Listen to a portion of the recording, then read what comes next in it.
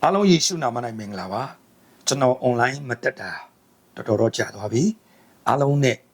စကားမပြောဖြစ်ဘူးပြန်ပြီးတော့မှကျွန်တော်တို့မတွေ့ဖြစ်တာလည်းတော်ကြာခဲ့ပြီပေါ့နော်ဖခင်နဲ့ကျွန်တော်အချိန်ယူနေတာဖြစ်ပါတယ်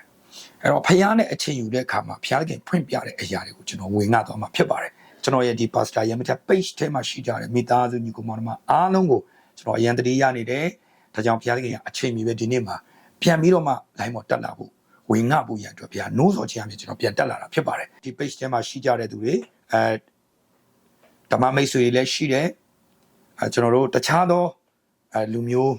အမျိုးတွေလည်းရှိတာပေါ့နော်ဒါကိစ္စမရှိဘူးဒါကျွန်တော်တို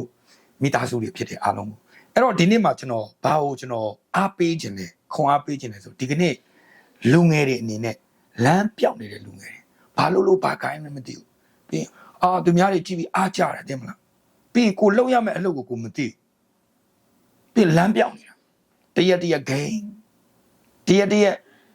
လောကအရာတွေနဲ့ပဲရှုပ်ရှက်ခတ်နေအတက်ကတော့တဖြည်းဖြည်းကြီးလာဒါပေမဲ့ကိုယ့်ရဲ့ဘဝ lifestyle ကဘာတိုးတက်မှုမှမရှိဘူးဘာကြောင့်လဲဘာကြောင့်လမ်းပြောင်းနေတာလဲလမ်းပြောင်းနေမှာတော့လမ်းပြောင်းတဲ့နေရာမှာဆက်ပြီးတော့မှမထူးဆက်ခင်ပြီးတွားနေတဲ့အတွက်ကြောင့်လမ်းပြောင်းတယ်အဲ့တော့လမ်းပြောင်းဘာလို့ပို့လို့လမ်းရှာဖို့လိုတယ်လေမဟုတ်ဘူးလားဖခင်သခင်ကပြောပြီးသားငါမင်းတို့အတွက်ထွတ်မြောက်လာလမ်းကိုပြင်ဆင်ထားတယ်လေအာမင်ပြောချင်တာကလမ်းပြောက်တယ်ဆိုတာကတင်တော်တဲ့ရောက်ပြီးတော့မှအိမ်ပြန်မတက်တဲ့လမ်းပြောက်ခြင်းကိုပြောနေတာမဟုတ်ဘူးတင်အနာဂတ်လမ်းပြောက်နေတာကိုပြောနေတာအနာဂတ်ဘာမှမရှိဘူးခေါင်းထဲမှာဂိမ်းမရှိတယ်ခေါင်းထဲမှာစားဖို့တောက်ဖို့ခေါင်းထဲမှာကလတ်တက်ဖို့ခေါင်းထဲမှာဘာလို့ပေါက်တက်ကရလိုက်လို့ဖို့လောက်ပဲရှိတယ်အဲ့ဒါလမ်းပြောက်နေတာမဟုတ်ဘူးလားအသက်တာတပြေးပြေးကြီးပြီးတော့မှဟေးပြောပြမယ်လူငယ်တယောက်ဖြစ်ရင်အနာဂတ်လမ်းရှိကိုရှိရမယ်အဲ့တော့တဲ့မှာအနာဂတ်လမ်းပြောင်းနေတယ်ဆိုရင်ဒီတော့ကျွန်တော်အားပေးခြင်းတယ်ကျွန်တော်အားပေးခြင်းတယ်တဲ့ရဲ့အနာဂတ်ကိုလှပစေမယ်လမ်းပြင်ဆင်ပေးနိုင်တယ်ဖခင်ကိုတင်ဆက်ရှာဖို့လိုတယ်လေဖခင်ကပြောပြီးသားပဲ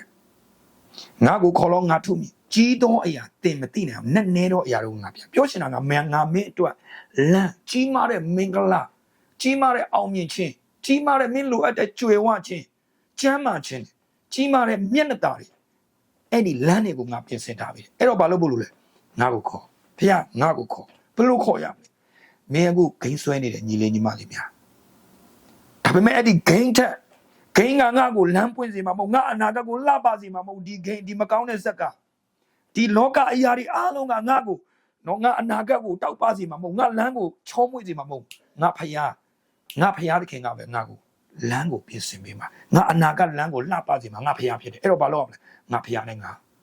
စာမိတ်တာပွဲမယ်စာစကားပြောမယ်အာမင်အဲ့တော့ကျမ်းစာတစ်ချက်ကဘာထပ်ပြောလဲဆိုယောဘဝိတ္ထုခိုင်း20ပိုင်း21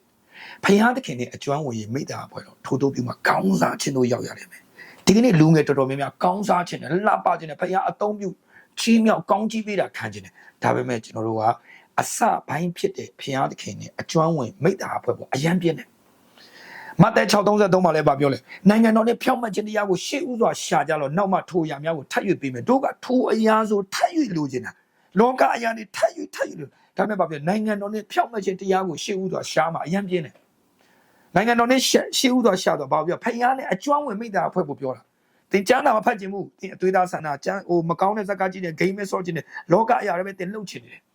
ဒါပေမဲ့သင်ကဘာလုပ်လိုက်လဲကျမ်းစာဖတ်လိုက်တယ်အဲ့ဒါနိုင်ငံတော်နဲ့ဖြောင့်မတ်ခြင်းတရားကိုသင်ရှေ့ဥစွာရှာလိုက်တာ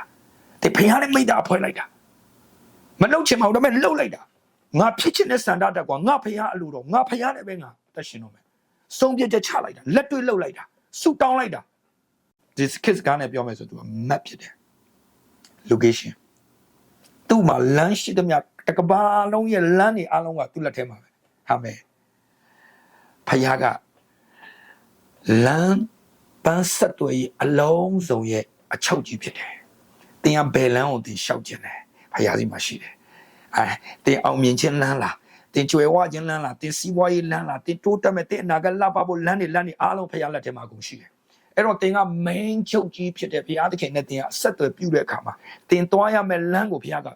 စပြီးတော့မှဖွင့်ပေးလာမှာဖြစ်တယ်လမ်းပြောက်စရာအကြောင်းမရှိတော့ဘူးဘာကြောင့်လဲတင်ကမတ်နဲ့သွားနေအဲ့ဒီမတ်ကဘာတူလဲဘုရားသခင်ဖြစ်တယ်ဘုရားသခင်ရဲ့လမ်းပန်းဆက်သွယ်ရေးအချုပ်ကြီးဖြစ်တဲ့အတွက်ကြောင့် ဖယားနဲ့တင်ကမိတ္တာရဖွဲ့လေတင်သွားရမယ်အနာဂတ်လမ်းကပို့ပြီးရှင်းလင်းထင်ရှားတော့မြင်ရလေလေလုံးဝပျောက်စရာအကြောင်းမရှိတော့ဘူးတင်အနာဂတ်ကအရန်လှပဖို့ပဲရှိမယ်ဒါကြောင့်လူငယ်များတင်လမ်းပြောင်းနေလားစိတ်တက်ကြစရာမလိုဘူးဒါပေမဲ့တင်ဂိမ်းပဲစက်ထိုင်ဆော့နေမယ်ခုနကကျွန်တော်ပြောပြီးသွားပြီမကောင်းတဲ့ဇက်ကားတွေမှာတင်ပျော်မွေ့နေမယ်ဒါတွေကနေတင်မယုံထွက်ကျွန်တော်ဒါနေချင်လို့နေမယ်ဆိုတော့တင်ဆက်ပြီးလမ်းပြောင်းနေဦးမှာပဲအသက်တာတဖြည်းဖြည်းကြည်ပြီးနောက်ဆုံးတင်ញိုင်းကုန်းမှာတင်သေပြီးတော့မှဝိညာဉ်ကတော့ကောင်းကင်နိုင်ငံရောက်မယ်လေယေရှုကိုယုံကြည်ထားတဲ့ကြောင့်ဒါပေမဲ့ဘာမှတင်အပြင်လောကကြီးမှာ